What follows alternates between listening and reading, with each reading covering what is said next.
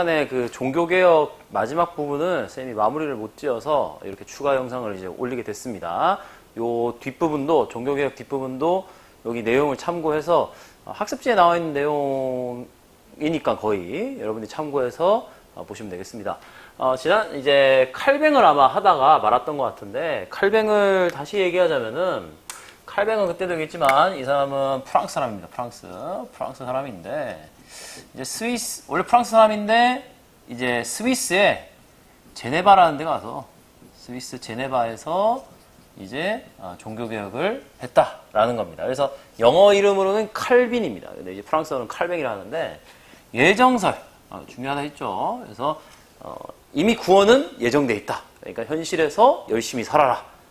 그래서 이제 장사, 상업이라든지 이런 거를 되게 긍정해주는 그런 역할을 했어. 그래서 신흥 상공업자들이 그때도 한번 얘기했지만 원래 기존의 상공업을 되게 부정적으로 생각을 했었는데 이 칼뱅의 그런 예정설로 상공업자들이 더 좋아진 거죠, 이제. 자신들이 이제 어쨌든 하는 거에 중세관념으로는 자기들이 하는 그 상공업은 사람을 속이는 직업인데 칼뱅은 그런 거 상관하지 말고 열심히 살아라. 그러면 천국 간다. 너는 구원이 정해져 있기 때문에. 그래서 이 상공업자들이 열심히 했다. 그래서 영국에서는 이제 스코틀랜드, 특히 스코틀랜드에서는 이제 이제 청교도라 불렸던 사람들이고, 프랑스에서는 위그노라 불렸습니다.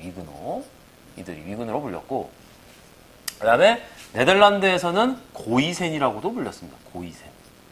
이 칼뱅파를 지칭하는 명칭이 영국에서는 청교도, 프랑스에서는 위그노, 네덜란드에서는 고이센, 스코틀랜드에서는 장로회 뭐 이렇게 불렸습니다. 그래서 이 칼뱅의 그러한 그 예정설, 이 칼뱅의 이제 그러한 교리가 유럽 자본주의 발달에 기여했다. 그래서 이제 막스 베버라고 하는 사람이 쓴 프로테스탄티즘과 자본주의라는 뭐 책이 있는데 그 책에 대해서는 좀 약간 왈가왈부가 많습니다. 요즘에 들어서는. 하지만 칼뱅의 이러한 교리가 자본주의 발전에는 일정 부분 도움이 됐다라는 썰도 종래에 있었고 요즘에 그게 또 아니다라는 썰도 있지만 하여튼 그 정도의 파급 효과를 냈다라고 볼 수가 있는 겁니다. 자, 그 다음에 영국입니다. 영국은 종교개혁을 이제 헨리 8세가 했습니다. 헨리 8세.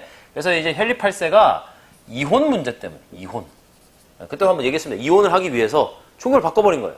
그래서 이제 왜, 캐서린 왕비랑 이제 이혼을 하려 했는데, 캐서린이 이제 에스파냐 집안 사람이었단 말이에요. 근데 이제 에스파냐는 그 당시에 로마 교황청의 완전 그 후원자이기 때문에 교황이 이제 불허를 한 거예요. 이거를 이혼 허가 못한다 라고 하니까 헨리 8세가 열받아가지고 수장법이라는 걸 선포를 해서, 수장법이 무엇이냐?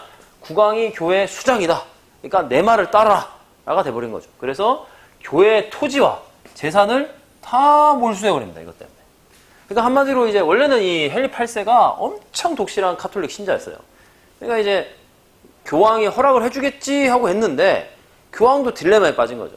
저렇게 카톨릭을 수호하는 사람이랑 그 다음에 카톨릭에서 이제 카톨릭 후원하는 나라 중 이 둘 중에 하나를 어떻게 고민을 하다가 결국에는 에스파냐를 선택한 건데 파장이 큰 거죠. 그래서 헨리 8세가 이제 결국에는 수장법을 선포해서 종교를 완전 바꿔버립니다. 종교를 바꿔버리고, 그래서 이제 나중에 엘리자베스 1세 때는 통일법이라는 걸 제정해서 국교도 외에는 관직에 못 앉게 하는 그런 이제 통일법을 이제 반포를 하게 되고 영국 국교회라는 걸로 이제 확립이 됩니다. 그래서 영국 국교회는 지금은 이제 뭐 성공회라고도 불립니다.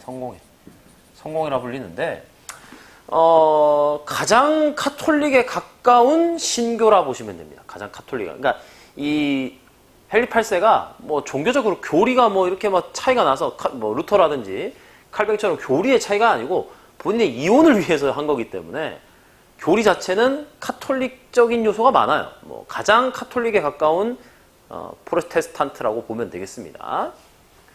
자, 그 다음에 로마 카톨릭은 그러면 이러한 신교들이 막 이제 생기는 상황을 어떻게 이제 보고 있었는가라는 거죠. 그래서 로마 카톨릭은 자신들의 그러한 이제 뭐 이제 재정비를 해야 되겠죠. 그래서 트리엔트 공의회라는 걸 열어서 교황의 권위를 다시 확인을 하고 카톨릭 교리를 다시 확인합니다.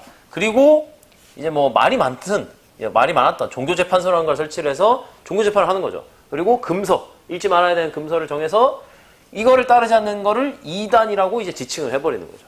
네.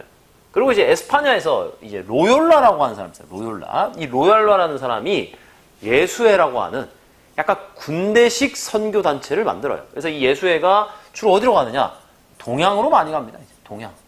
동양이라는 이런 세계 각각을 하면서 교육과 선교를 하는 그런 모습을 보인다. 그래서 이제 중국에 들어왔던 뭐 마테오 리치라든지 아담 샬이라든지 이런 사람들은 다 예수회 선교사들입니다. 예수회. 일본에 왔던 사람들도 대부분 다 예수회 선교사들이 막 진출해가지고 선교를 포교를 활동했다. 그래서 이제 결국에는 이러한 로마 카톨릭은 결국에는 이 칼뱅이라든지 그다음에 영국 국교회라든지 그다음에 루터파를 다 이단으로 지칭해버렸단 말이죠. 그래서 이런 것들을 종합하면 바로 이 유럽의 세계가 이제 어떻게 되느냐? 구교와 신교의 대립으로 나눠지게 됐다라고 볼 수가 있는 거죠. 구교가 무엇이냐? 로마 가톨릭이고 카톨릭. 그다음에 신교를 우리가 이제 프로테스탄트라 합니다. 프로테스탄트. 그래서 구교와 신교로, 그러니까 이 종교개혁의 역사적 의미는 유럽 세계가 종교적으로 중세만 해도 통합이 되어 있었는데 이 유럽이 분열이 됐다는 거죠. 그래서 다른 사상을 허용해줬다라는 이제 시대가 돼버리는 겁니다. 자, 그러면 이제 종교전쟁이 일어나요. 이제 유럽에서 전혀 볼 수 없었던 새로운 양상인 종교전쟁이 일어나는데 이유는 구교를 믿느냐 신교를 믿느냐로 대립을 하는 거예요. 그럼 구교를 이제 제일 첫 번째 전쟁이 네덜란드 독립전쟁인데 네덜란드는 방금 났지만 이 고위선들, 이 신교가 많이 확산이 됐습니다.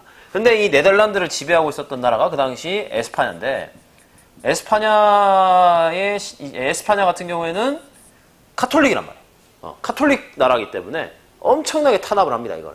그러니까 이제 네덜란드 사람들은 안 그래도 이제 장사를 하는데 장사 쪽이 많았어요, 상공업 많이 했는데 에스파냐가 계속 이제 장사도 막고 그다음에 계속 이제 종교를 강요를 하니까 구교를 강요하니까 결국엔 독립을 해버린 거죠. 그래서 네덜란드 독립전쟁이 이제 일어나게 되는 겁니다. 에스파냐가 이 네덜란드 독립전쟁을 치르면서 몰라 그래요. 그 정도로 장기간의 전쟁이었다라는 것이고 프랑스 같은 경우에는 구교와 신교가 이제 대립을 하는데 그걸 뭐라 하냐면 위그노 전쟁이라고 합니다. 위그노 전쟁. 위그노 전쟁인데 위그노 전쟁은 대략 이제 1562년부터 1598년까지 프랑스에 잔잔하게 계속 막 있었던 전쟁이 이제 위그노예요. 그래서 뭐 성 바르톨로메우 학살이라 해가지고 까트리느 메디시스라고 하는 이 왕비가 신교도들을 몰살해버리는 뭐 그런 학살도 일어나고 하여튼 시끄럽습니다. 시끄러웠는데 결국엔 나중에 이제 새롭게 왕이 되는 앙리 4세가 이 앙리 4세는 프랑스에서 명군이라 칭송받는 사람입니다. 이 앙리 4세가 원래는 위그노였는데 자기가 왕이 되면서 프랑스 사람들이 대부분 믿는 카톨릭을 내가 믿겠다. 해서 본인 스스로가 먼저 이렇게 솔선수범해서 종교를 이제 카톨릭으로 바꿈으로써 낭트칙령을 발표하면서 낭트칙령 대신에 신앙의 자유를 우리 프린트에 나오지만 신앙의 자유를 허용하는 프랑스 내에 신앙의 자유를 허용하는 그러한 칙령이다. 그래서 낭트칙령을 발표함으로써 프랑스는 종교전쟁이 마무리가 됩니다. 마무리가 됐고 가장 이제 시끌벅적했던 데는 바로 독일입니다. 독일은 30년 전쟁이라는 게 터져요. 그래서 30년 전쟁은 어떻게 일어나냐? 말 그대로 1618년부터 1648년간에 독일 내의 모든 제후들이 이제 전쟁을 하게 됐고 또 여기에 이제 프랑스, 영국이라든지 이런 강대국들, 오스트리아 같은, 에스파냐 같은 나라들이 개입을 해서 이 30년 전쟁을 거치면서 독일은 한마디로 쑥대밭이 됩니다. 쑥대밭. 독일은 이제 완전 폐허가 되고 이 전쟁 때문에 독일이 이제 완전 황폐화되는 거고 전쟁이 독일에서 일어났으니까 결론은 바로 이 베스트팔렌 조약. 별표 쳐야 됩니다. 이거 별표 쳐야 되는데 베스트팔렌 조약이라 해서 1648년에 베스트팔렌 조약을 체결하게 되는데 이 조약의 내용은 뭐냐? 칼뱅파 신앙인들의 이런 신앙의 자유를 허용하는, 그러니까 칼뱅파를 인정한 거예요. 아우크스부르크 하인은 루터만 인정하고 칼뱅을 인정하지 않았단 말이죠. 근데 이 베스트팔렌 조약은 칼뱅파를 허용을 해줬다라는 것입니다. 그리고 또 추가적으로 어느 나라의 독립을 승인하게 됐느냐? 여기에 스위스랑 네덜란드의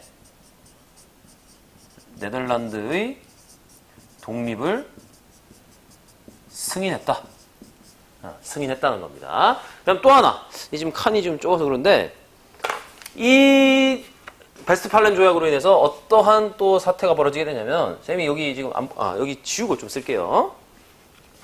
지우고 쓰겠습니다. 미그노 낭트칭령 꼭 기억하세요. 자유를 허용했고, 또 하나가 독일 제후들의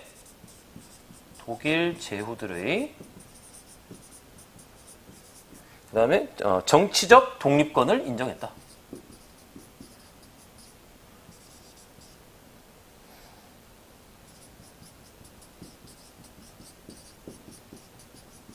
이게 무슨 말이냐면은 독일 제후들이 사실상 통일국가가 유지 못되게 프랑스라는 영국 이런 나라들이 독일이 통일국가로 존재하지 않게 하기 위해서 찢어버린 거예요. 그래서 독일의 모든 제후들은 본인 스스로의 정치적인 그러한 독립권이 살아있게 되는 거죠. 이제. 그러니까 예전엔 독일이라고 하는 울타리, 신성로마 제국 황제가 뭐라 하면은 그래도 이제 어떻게 되면 컨트롤 됐다 한다면은 이 30년 전쟁으로 인해서 사실상 독일은 제후 국가들로 찢어져 버린 거예요. 이제. 독일은 완전 찢어버렸다.